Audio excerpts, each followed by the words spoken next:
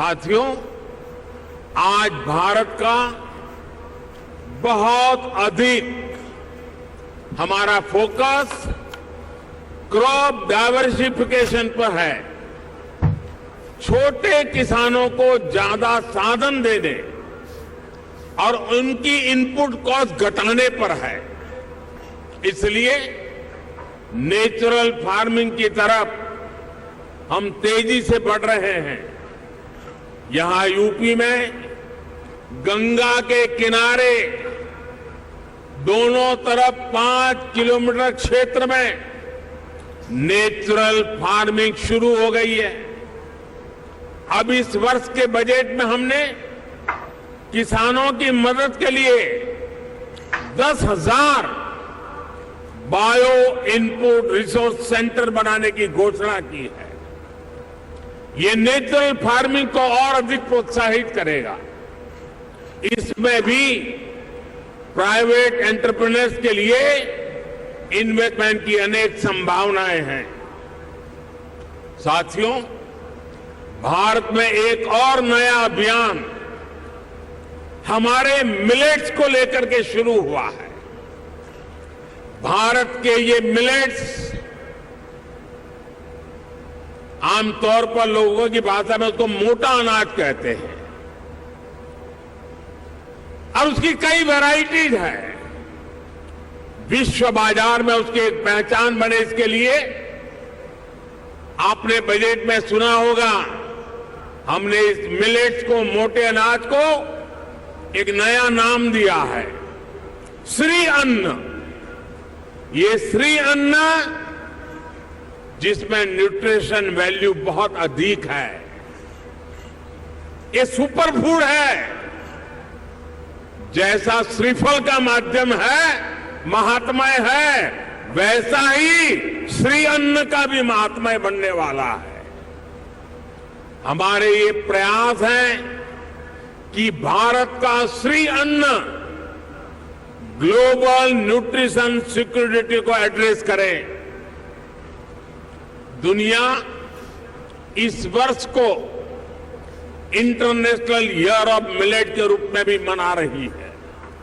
इसलिए एक तरफ हम किसानों को श्री अन्न के उत्पादन के लिए मोटिवेट कर रहे हैं, वहीं दूसरी तरफ इसके लिए ग्लोबल मार्केट का भी विस्तार कर रहे हैं। फूड प्रोसेसिंग सेक्टर से जुड़े साथी रेडी टू ईट और रेडी टू कुक श्री अन्न के प्रोडक्ट्स में संभावनाएं तलाश सकते हैं और मानव जाति की बड़ी सेवा भी कर सकते हैं। साथियों, उत्तर प्रदेश में एक और विषय में बहुत प्रशंसनीय काम हुआ है।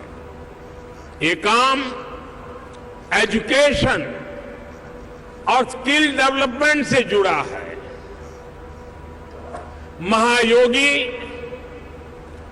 गुरु Gorakhnath Ayush university, Atal Bihari Vajpayee health university, Raja Mahendra Pratap Singh university, major Dhyanchand sports university, ऐसे अनेक संस्थान अलग अलग स्किल्स के लिए युवाओं को तैयार करेंगे।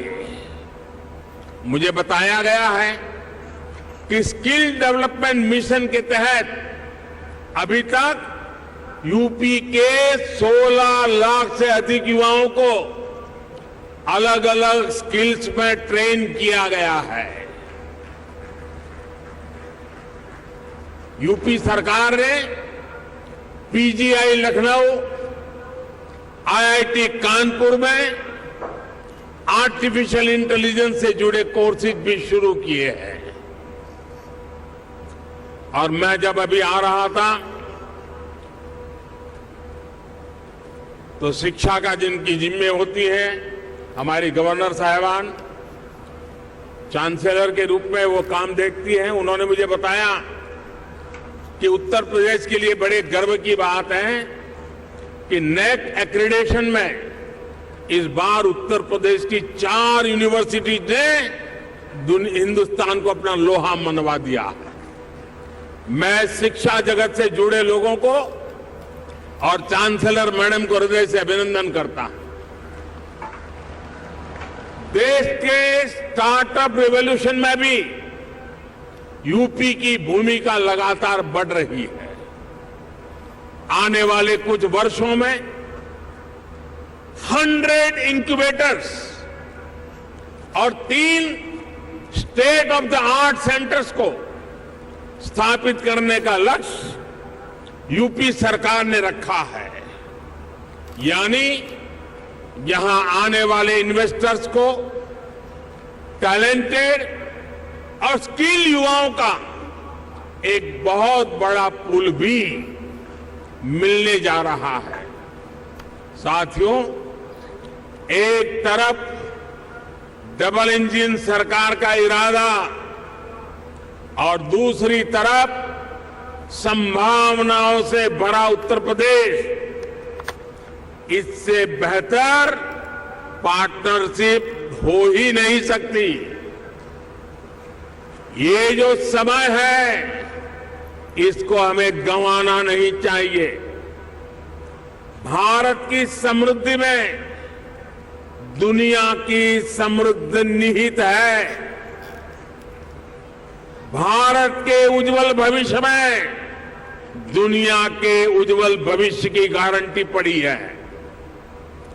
समृद्धि की इस यात्रा में आप सबकी भागीदारी बहुत ही महत्वपूर्ण है। ये निवेश सबके लिए शुभ हो, मंगल हो, इसी कामना के साथ इन्वेस्टमेंट के लिए आगे आए हुए देश और दुनिया के सभी इन्वेस्टर्स को मैं अनेक अनेक शुभकामनाएं देता हूं और उत्तर प्रदेश के एमपी के नाते मैं आपको भरोसा देता हूं कि उत्तर प्रदेश की आज की सरकार, उत्तर प्रदेश की आज की ब्यूरोक्रेसी प्रगति के राह पर दृढ़ संकल्प होकर के चल पड़ी है।